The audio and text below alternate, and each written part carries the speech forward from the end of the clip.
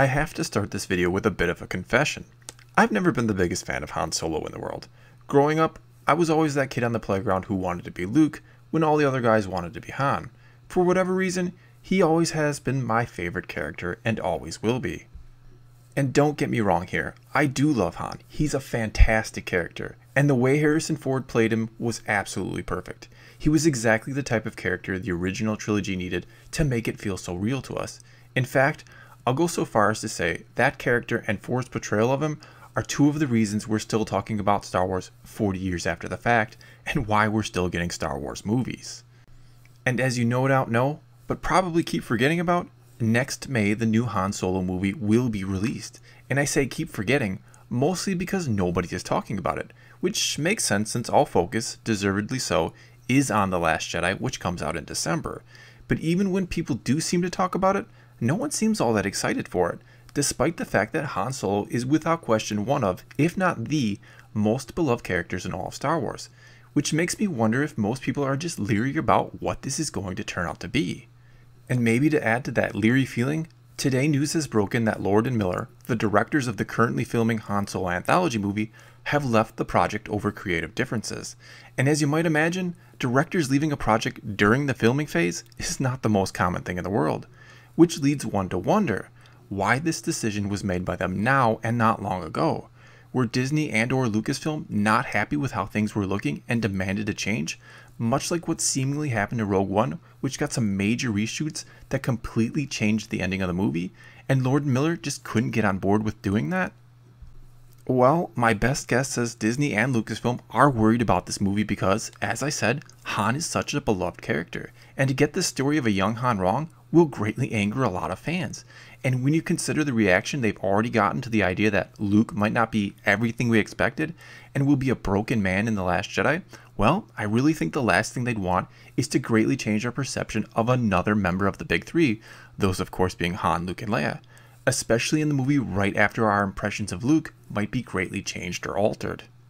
And that's really what I think it is, because my biggest fear all along is that the Han Solo anthology movie, or Hanthology movie as I like to call it for short, was going to be a lighter, funnier movie, and I personally think that was the wrong direction for this movie to take.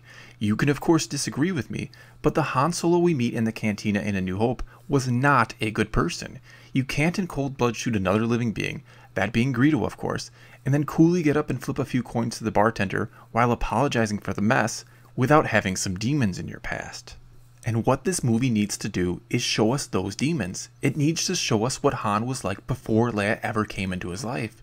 It needs to show him swindling Lando, a friend of his, and winning the Falcon and not caring that he did it. It needs to show him possibly saving Chewie from the Empire, not because he's a good guy, but because it somehow helped him out to do so. And then Chewie just starts to follow him because of the life debt. And eventually, Han starts to take to him, which should be the first and really only glimmer of the good man he'll eventually become. And my personal belief here, or maybe my hope, is that they were taking a much too lighthearted approach to young Han, and having this movie show that Han just had a heart of gold all along, when I don't feel that's the case. I want to believe that Leia coming into his life truly changed him, even if they don't end up together in the end as The Force Awakens showed us. And I hope that's why Lord and Miller left, because Disney and Lucasfilm said they wanted a darker tone, and they just couldn't or wouldn't get on board with that. My biggest fear, however, is that it's the opposite, that they were going for the darker side of Han, and Disney and Lucasfilm shied away from it. However, when you consider what they allowed Rogue One to be, a story where all our main characters died, I don't think Disney is afraid to go darker with Star Wars, especially in the anthology movies. And I'm not saying I wouldn't be all for a more comedic approach to an anthology movie down the road, but not with the young Han movie.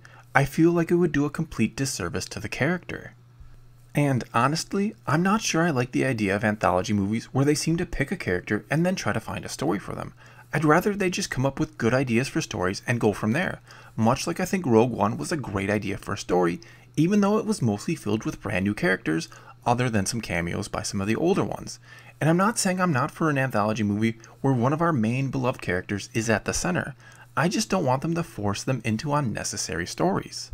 For me, this is the problem with most of the new Star Wars comics from Marvel, especially their main flagship series. It focuses on the lives of Han, Luke, and Leia between episode 4 and 5, which initially sounds very cool, until we begin to see they've had 1,000 crazy adventures between those two movies, which is about a 3-year gap. And I'm not saying that nothing happened in that time worth noting, but it becomes hard to believe they kept getting in and out of these situations all the time, or kept narrowly escaping the Empire, or even escaping their custody. And that's what I fear about these anthology movies, that they're just going to take characters we love and try to force them into unnecessary stories. Now personally, I never needed to know Han's origins. It's one of those instances where not knowing almost makes him a better, more interesting character, because the true story can never live up to what our imaginations can create. But if we're going to get it, I'm glad it will be about him meeting Chewie and winning the Falcon, and maybe even about the infamous Kessel Run. The idea of the story doesn't feel entirely forced, no pun intended.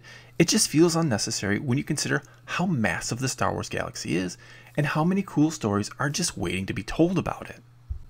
Well, that's all I got for you this time. Now it's your turn to tell me what you think. Were you excited for the Han Solo movie? Are you upset that Lord and Miller have left and you're now worrying about the future of the project? Or do you take it as a hopeful change? Let me know in the comments below, and let's talk some Star Wars. Also, if you liked this video, check out some of my other ones, or go ahead and subscribe. If you've already done all that, then thanks for your continued support. If you want to know when I upload new videos, hit the notification button or just follow me on Twitter. And as always, thanks for watching.